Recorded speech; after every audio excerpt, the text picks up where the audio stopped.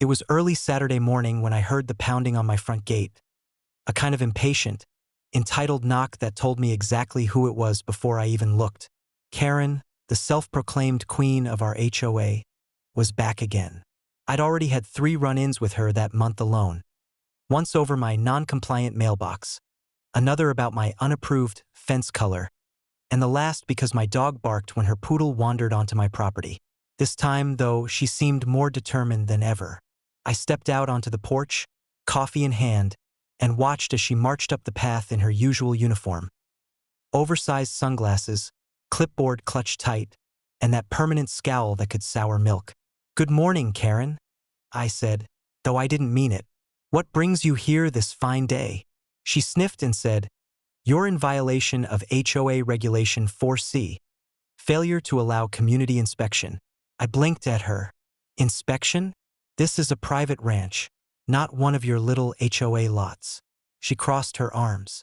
"As president of the Homeowners Association, I have the right to inspect any property within the designated boundaries." "Boundaries," I repeated, smirking. "Funny thing about boundaries, Karen. They stop at my fence line." That's when she lost it. "Don't you take that tone with me. Open this gate right now, or I'll have the police here in minutes." I sipped my coffee slowly. "Be my guest." And she did, right there in front of me. She pulled out her phone, dialed 911, and told the dispatcher there was a hostile man refusing entry to HOA officials. I nearly laughed out loud. Within 10 minutes, a county cruiser rolled up the drive, lights flashing but sirens silent. The deputy who stepped out wasn't new to this dance. He'd been out here before when Karen tried to cite me for illegal livestock because my cows mooed too loud. "Morning, Dan," I said as he approached, still calm. "Morning," he replied, looking tired already. "What's going on this time?" Karen cut in before I could answer. "Officer, this man is refusing to comply with HOA inspection orders. He's hiding violations, unapproved structures, possibly unauthorized animals." The deputy rubbed his temple. "Ma'am, as I've told you before, this property isn't under HOA jurisdiction. It's outside the subdivision." "That's impossible," she screeched. "It's part of the community." "No, it's part of the county," Dan said firmly. "And the only person with legal authority here is him." He nodded toward me. Karen turned bright red, sputtering, "That can't be right. I'll call my lawyer." "Do that," I said, grinning. "Maybe he can explain property lines better than your rulebook." The deputy gave me a knowing look and started back toward his car, clearly done with the nonsense. But Karen wasn't finished. "You're making a huge mistake, officer," she yelled after him. "You're enabling a dangerous man. He's threatened the HO."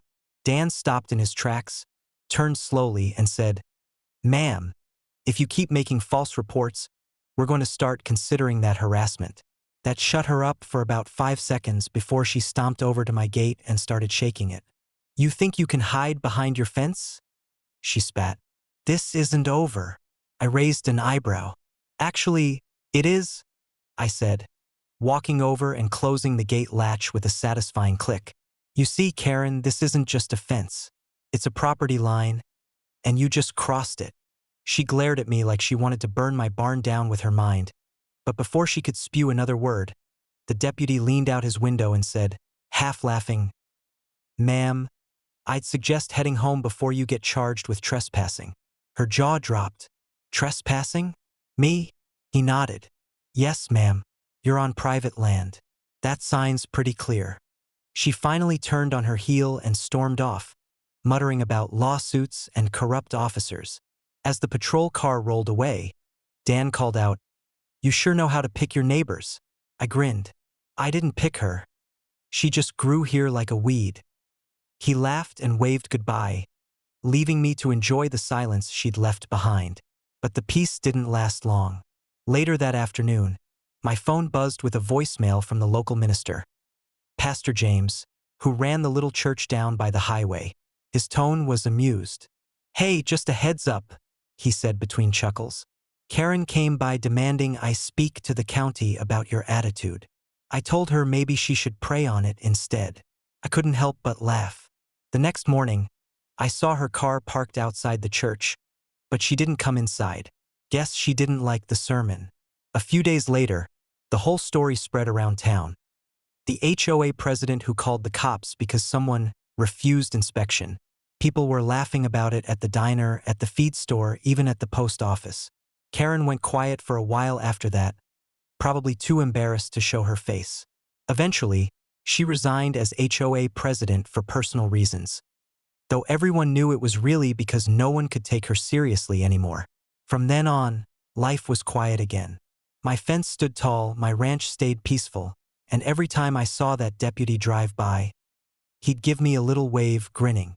Karen, on the other hand, avoided eye contact whenever she passed. Sometimes I think about that morning and how simple it all was. Me, my coffee, a locked gate, and a woman so obsessed with control that she called 911 on her own humiliation. Funny thing about power, it doesn't mean much when the law's not on your side.